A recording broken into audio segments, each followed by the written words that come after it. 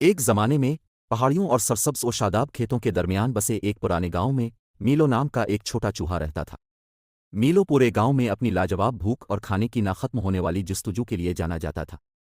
وہ کھیتوں میں چکر لگاتا، اناج اور بیجوں کو چھلنی کرتا، جو کچھ اس کے پاس تھا اس سے کبھی مطمئن نہیں ہوتا تھا۔ خزاں کی ایک کرکرا صبح، جیسے ہی سنہری سورج نے گاؤں کو اپنی گرم چمک میں نہا دیا، میلو ہوا میں پھیلی ہوئی مکئی کی خوشگوار خوشبو سے بیدار ہوا۔ وہ اپنی ناک کے پیچھے گاؤں کے کنارے تک گیا جہاں اسے مکئی کا ایک وسیع کھیت ملا جو کٹائی کے لیے تیار تھا۔ کسان نے سارا موسم انتھک محنت کر کے مکئی کی کاشت کی تھی اور اب یہ لمبا اور سنہری کھڑا ہے جو آنکھوں اور پیٹ کے لیے عید ہے۔ میلو کی آنکھیں جوش سے چمک اٹھیں جب اس نے فضل کو اپنے سامنے دیکھا۔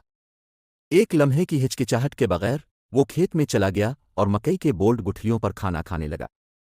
کاٹنے کے بعد اس نے اپنے آپ کو کسان کی محنت سے حاصل کی گئی فصل کو گھیر لیا۔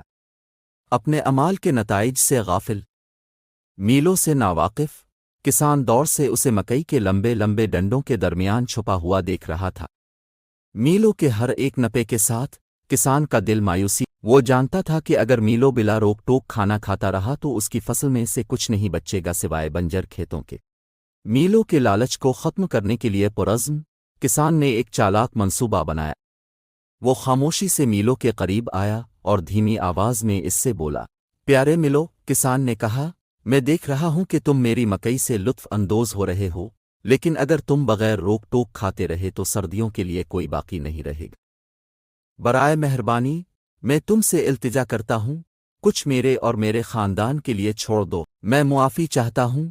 سر میلو نے چیخ ماری، اس کی آواز پشیمانی سے بھری ہوئی تھی۔ مجھے اپنے اعمال کے اثرات کا احساس نہیں ہوا۔ میں آپ کا مکئی کھانا چھوڑ دوں گا اور کہیں اور کھانا تلاش کروں گا۔ میلو کے خلوص سے متاثر ہو کر کسان مسکرایا اور اس کے سر پر آہستگی سے تھپکی دی۔ آپ کا شکریہ میلو، آپ کی تبدیلی کی آمادگی مجھے امید بخشتی ہے۔ یاد رکھیں، لالچ صرف خالی پن کی طرف لے جاتا ہے، لیکن مہربانی اور اعتدال سے فراوانی ہو۔ عاجزی کے ایک نئے احساس کے ساتھ میلو نے کسان کو الوداع کہا اور کہیں اور کھانے کی تلاش میں نکل پڑے۔ گاؤں میں سفر کرتے ہوئے اس نے کسانوں کے اعتدال اور ہمدردی کے پیغام کو ان تمام لوگوں کے ساتھ شیئر کیا جس سے وہ دوسروں کو اس کے نقش قدم پر چلنے کی ترغیب دیتے تھے، اور اس طرح گاؤں نے لالچی چوہے سے ایک قیمتی سبق سیکھا جو عقلمند بن گیا۔ اس دن کے بعد سے وہ زمین کے ساتھ ہم آہنگی میں رہتے تھے، لینے اور دینے کے توازن کو ذہن میں رکھتے ہوئے۔